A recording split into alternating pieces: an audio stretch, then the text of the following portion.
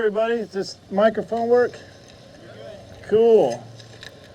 I just hope somebody recorded that's the coolest. I've never walked up to, that's music. I'm not that cool. Well, nice to see you all, and I missed you last year. I get privileged to do some of these around the country, and this is always my favorite because it's always at home, and we missed it last year. So thank you to Will, All Brothers Johnson, Mom's up there.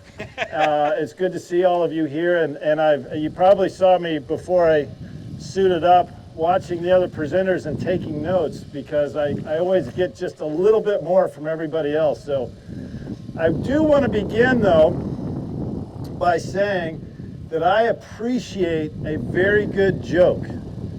And last month I had some guests in from Washington, D.C. They were staying in Ashland, and they were going to come fish with me the next day. I think it was a Sunday or Monday. And they walk into the shop, and Will says, hey, well, welcome. We're looking for flies. What are you fishing for? Salmon, steelhead, trout. So Will sells them everything. Well, where are you going to fish? Well, they didn't know. The Rogue, I think. Well, where are you going to fish? Well, I don't know. We're fishing with Jason Atkinson.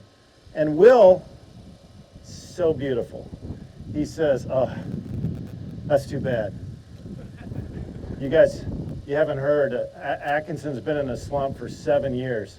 He hasn't caught a fish in 7 years. And my guests are like crestfallen. They're like, so the next day, I have no idea that any of this has happened. I come out and I'm getting them all set up, put them in waders, getting them rods, everything's ready. And all of a sudden, I find out there's this cloud over me that I haven't caught a fish in 7 years. And they were, hoping that the whole thing would break. So I just wanted to tell Will how much I appreciated that. And to get him back, I am announcing to all of you that on Monday, there's a 90% off sale at the Ashland Fly Shop. Use the promo code Atkinson, and it'll work, I promise.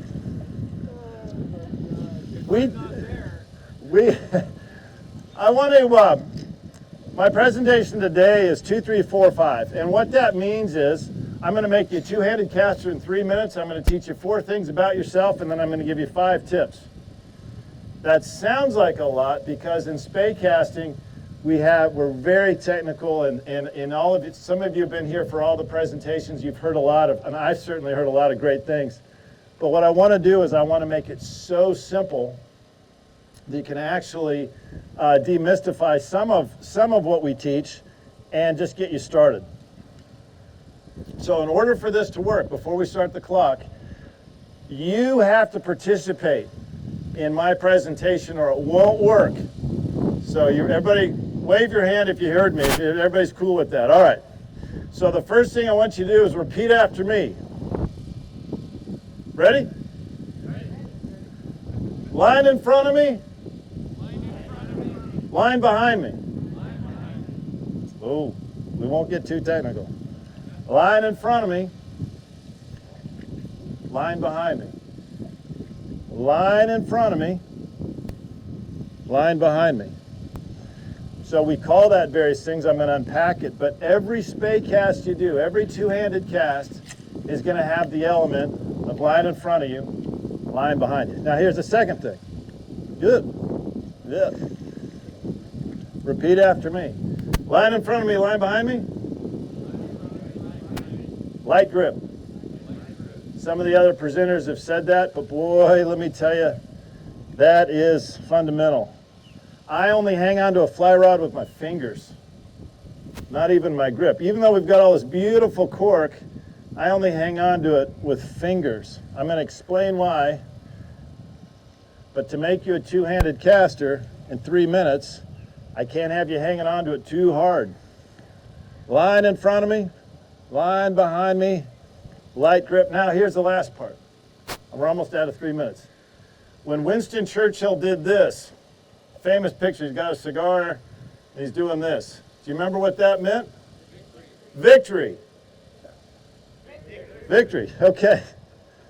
If you look at my casting, my top hand, I'll show you on this way. You're going to see a victory right here. Line in front of me, line behind me. Light grip.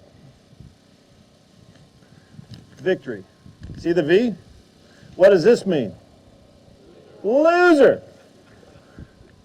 Watch what happens if I don't have that. Look at that.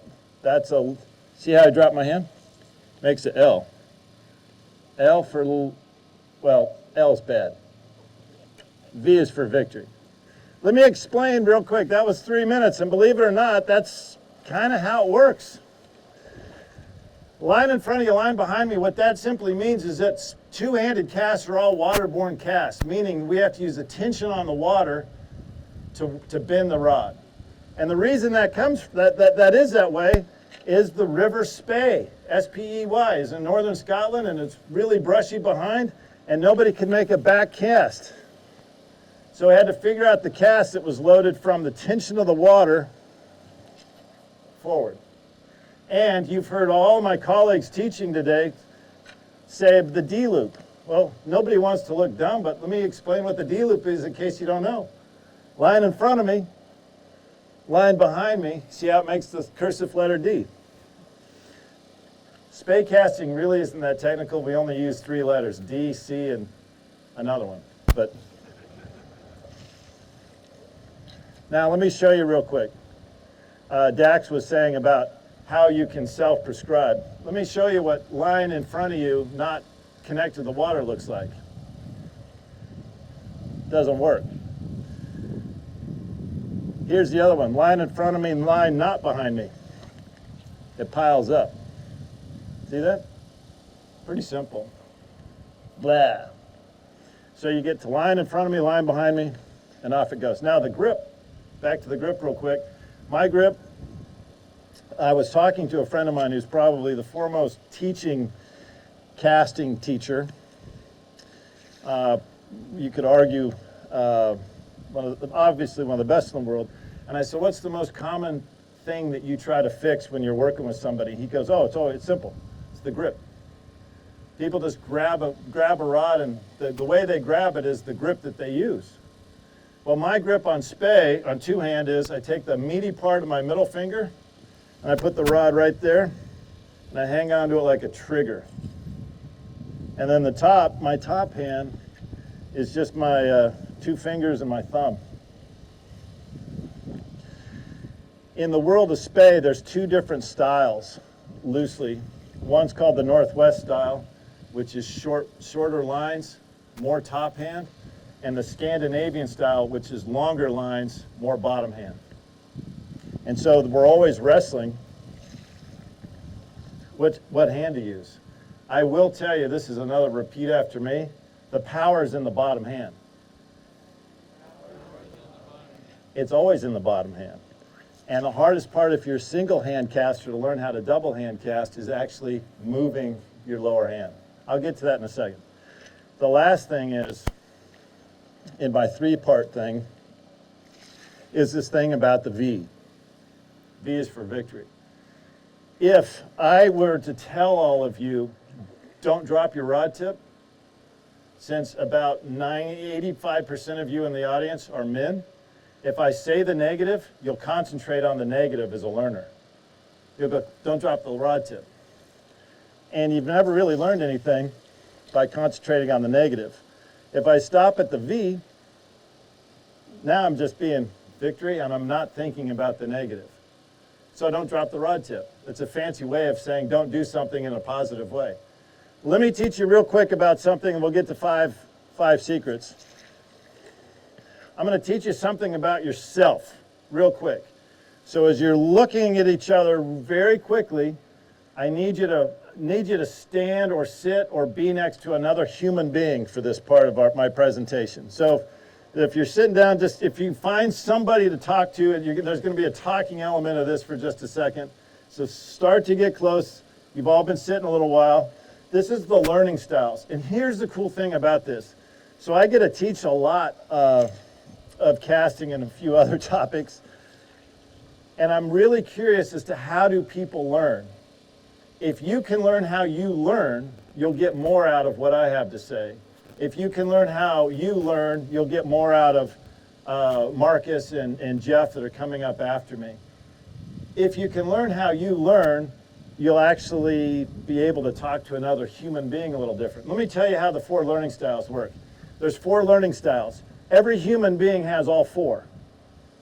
Every human being, just like your fingerprint, has a unique combination of the 4 learning styles. The 4 learning styles, your unique combination is different than somebody else's. And if you don't know your learning style, you will communicate to another person, maybe a spouse, maybe a kid, maybe an employee, maybe a boss. You will communicate your own style and get frustrated because nobody else understands how you're talking. It's how we break down as humans in communications. We don't know how we learn, so we assume everybody learns our own way. So those are the caveats. There's a really cool trick. You're about to see it. But just imagine that there's a line like this, a vertical and a horizontal line. They have 4 corners. And the 4 styles are see it, say see it. See it, feel it physically. On the other side over here, on that same horizontal, is feel it emotionally. And the bottom one down here is understand it. You are a unique combination of see it, feel it physically, feel it emotionally, and understand it. So if I just talk to you as an understand it learner and you're a see it learner, you're not going to get a word I said. Or if I just give you visuals and I don't tell you where your hands go and you're a feel it physically learner, you won't get it. So what my job is to make things really simple, because if I make it really simple and I touch all learning styles, it'll work. Now here's the amazing thing about it. The amazing thing about it is simply this. You already know what kind of learner you are. And the reason I know that you know is because the words that you use to talk to me will tell me exactly what kind of learner you are. Watch this. Let me show you this again. If I say show you that again, and that resonates with you, what kind of learner are you? You're a see it learner. Jason, do my hands go right here? Is this the grip you want? Feel it physically. Jason, what's the grain weight of that head that you're on? That's a 7 weight, 13 weight at 425? Understand it. And then you get to somebody like me that goes, why'd that feel so good? Feel it emotionally. I don't care what it looks like. I care what it feels like. So what I want you to do for just 30 seconds, go to your neighbor, whoever you're sitting next to, tell them one thing that you just learned from me. Now, if you're on the listening side of it, I want you to listen to how they describe it. Do they describe it as a see it, feel it physically, feel it emotionally, or understand it learner? And then in 30 seconds, I'm going to have you switch, and then we'll do a reveal. So go right now, 30 seconds. Tell somebody you're standing next to if you've learned anything from me, and you got 30 seconds. Go. Talk to another human. They won't bite.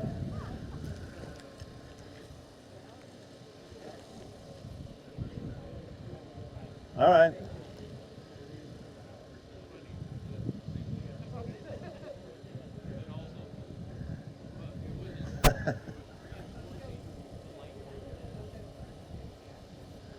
Okay, now switch. I know you've got to go fast, but switch. Now the other person tells somebody else. The listener's now got to be the talker.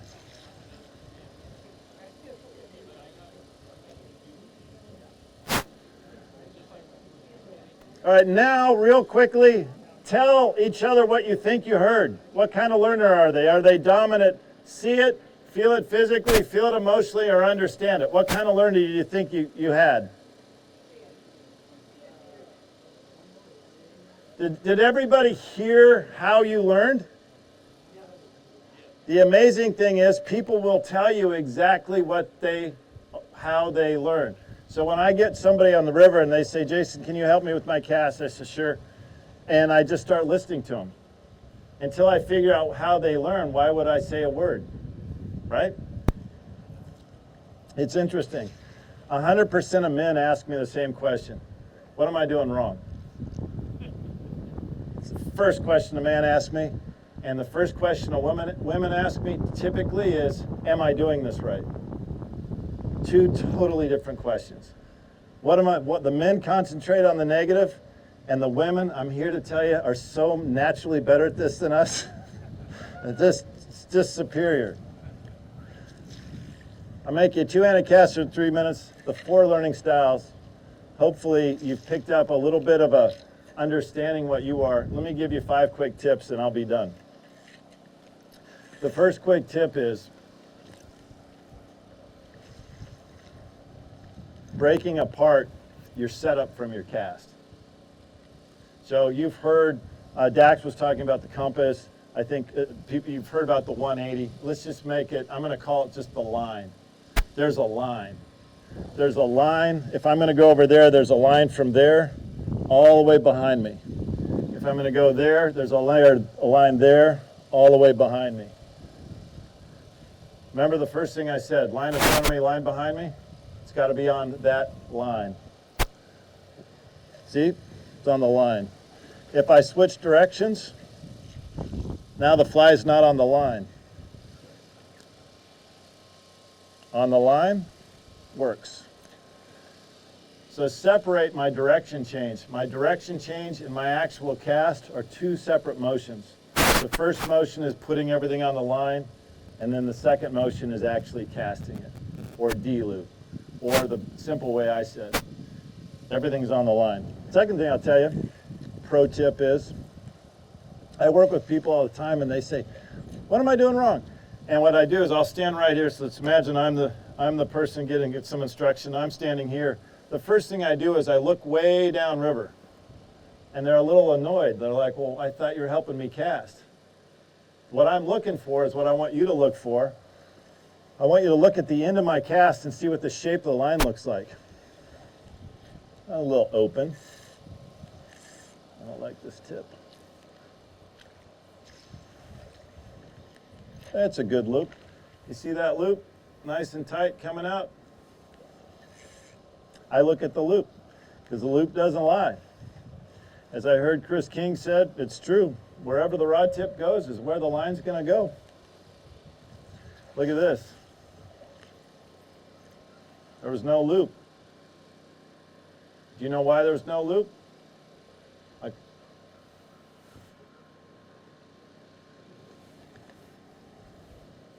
Watch this. See if you can see the loop this way. Oh, little sidearm. Delete that from the record.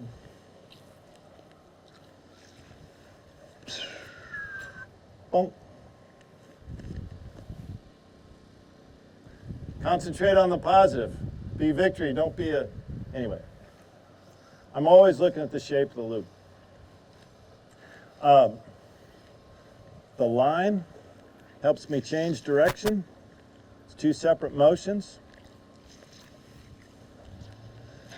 Third thing I'll tell you real quick in wrapping up is, when do you apply the power? The better that you get at two-handed casting, and frankly, the better you get at casting, single, double, whatever you're casting.